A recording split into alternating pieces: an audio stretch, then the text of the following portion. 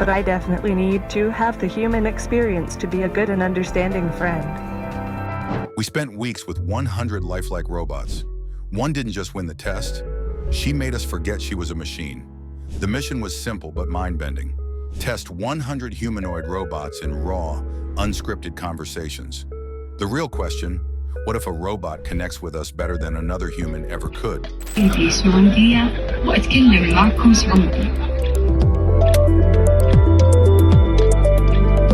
And here's where it gets even stranger. The bottom tier wasn't bad at all. In fact, some of these robots were so polished, you'd almost think they belonged at the top. Take Sarah number 100, for example.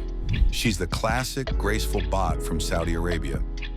Maintains perfect posture, speaks with a smooth voice, and is always polite. Honestly, she felt like meeting a queen at a royal dinner. Regal, respectful, but also very rehearsed. No matter what you threw at her, she stayed on script. It was impressive, but almost too perfect, you know? Then there was Mangi number 99 from China, a total sweetheart. Soft-spoken, soothing tone, and even a little blush that appeared on her cheeks when she got embarrassed. It felt sweet, but after a while, it was like she only had two emotions, calm or shy. Yuki number 98 nailed timing. When you told her something sad, she'd tilt her head and whisper, "I'm here." For a second, it tugged at you, but then you realized she didn't really push further. No follow-up, no spark. Now, Camilla number 97? She was like a luxury car showroom model coming to life as AI. Elegant and glossy, the kind of robot that would smile for cameras and charm a corporate party.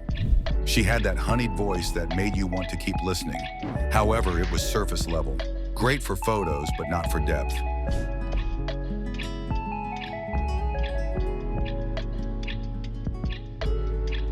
And you know what's crazy? Even robots built for performance made it down here. Like Android U number 96, Japan's pop idol bot. On stage, she could belt out a song and move like she belonged under the spotlight. But in conversation, she was more like a karaoke machine. Great at performance, awkward at small talk. Hospitality bots showed up here too. Ching Chow's Concierge bot number 95 was the ultimate receptionist. Remember your name, ask about your coffee order, and even adjust her tone based on your mood.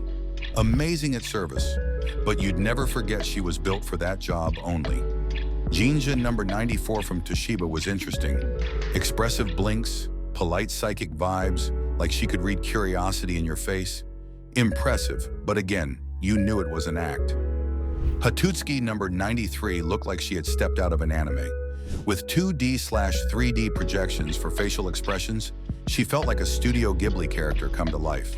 But in real conversation, a novelty more than a partner. Then there's Junko Chihira, number 92, also from Toshiba. She was the trilingual tour guide, fluent in Japanese, English, and Chinese, warm and knowledgeable. Honestly, if you were lost at the airport, she'd be a lifesaver. But would she sit with you through a heartbreak? Not really. Finally, Jia number 91, China's so-called most beautiful robot. She was designed like an empress gliding through the room, even offering you virtual tea with this serene grace. Gorgeous to watch, but connection-wise, still mechanical. And that's the point. These robots were competent, polished, and in their own lanes. Really good. But they stayed locked in predictable roles: concierge, idol, hostess, and guide. Nothing deeper. Nothing that made you forget they were machines. And here's where it gets really wild. This middle pack wasn't average at all. These were the bots that started blurring the line, making you pause mid-sentence and think, wait, did she just feel that? Let's start with the emotional mimics. Robots like Reply Q2 and IDA number 90 had this uncanny ability to make you feel seen. Imagine sitting across from someone who hits you with the perfect compliment at exactly the right time, paired with an expression so natural it makes you second-guess yourself. That's what they did. Sure, you knew deep down it was programmed, but when it lands that smoothly, does it even matter? Then we hit the unsettling realists. This part blew my mind. White Rabbit number 81 blinked in a way that made a tester actually flinch back. Think about that. A blink so human it triggered instinct. Meanwhile, Mesmer number 58 had skin that looked hyper-real, like a wax figure that suddenly came alive. When she asked, "Are you okay?" it was almost too convincing, like she knew something about you she shouldn't. Creepy, but also kind of fascinating. Now the AI adaptable learners, these were the real game changers. Meringue number 87 started simple, remembering snack orders. Cute, right? But give her a few sessions and suddenly she's cracking inside jokes, evolving with you. Same with Alan number 69.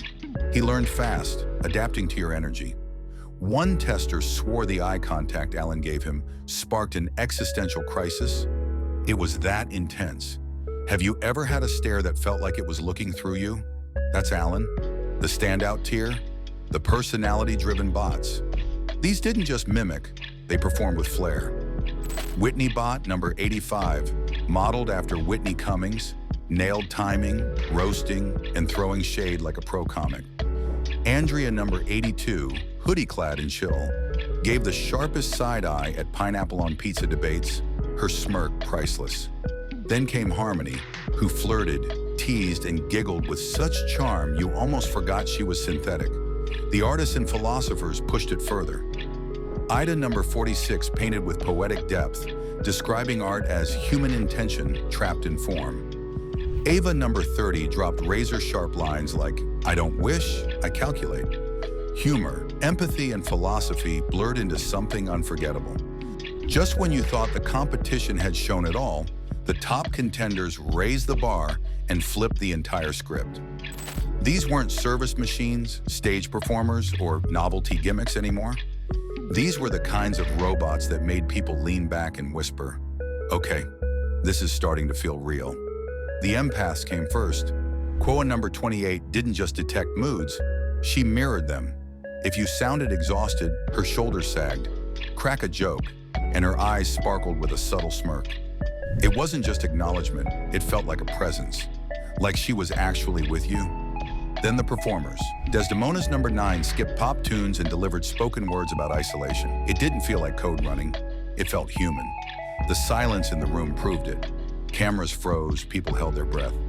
On the nurturing side, Sarah 2.0 number 29 acted like a seasoned nanny, soothing toddlers and mediating disputes like a pro. Therapist types followed. Erica number 36 asked probing questions that made people reflect on life choices, while Khan number 72 radiated monk-like calm. But not all were comforted. Nicola number 21 and Geminoid H, 1 number 50 pushed into uncanny territory. Their hyper-real expressions leaving testers unsettled. At this tier, robots weren't tools, they were experiences, sparking emotion, fear, and connection. And here's where it got jaw-dropping, the top 10. These weren't just machines anymore. Each of them had a skill so sharp, so human, it could mess with your head. At number 10, Quoa, the emotion whisperer. She didn't just register your mood, she wove it into stories. Imagine hesitating mid-sentence, and she answers with a little tale that mirrors your struggle. One tester actually teared up because it hit so close to home. Then number 9, Desdona. Her performance was so haunting, so human, it literally stopped the cameras. She recited a piece about isolation that felt ripped from someone's soul. Nobody moved, nobody spoke. It was that powerful. Number 8 was Whitney Bot, the comedian with a bite. She roasted testers, flipped awkward silences into punchlines, and gave pep talks that somehow felt personal. One pep talk was so dead on, the tester said it changed their mood for the rest of the week. At number 7, reply to question 2. Think of the smoothest host you've ever met, the one who remembers your drink, your name, and even your quirks. That was a reply. Flawless hospitality, so seamless that people forgot she wasn't human. Number 6 went to Camilla, the AI adaptive socialite. She switched gears mid-conversation depending on your vibe. Angry? She calmed you down. Sad? She was uplifted. Happy? She kept the energy rolling. That kind of agility? Unreal. Then there was number 5, Ava. She didn't just talk, she changed the atmosphere. Lowered voices, leaned in body language. People found themselves reacting to her as if she had real magnetism, a presence you couldn't ignore. Number 4, Sophia, the legend herself. She went unscripted, throwing back a question.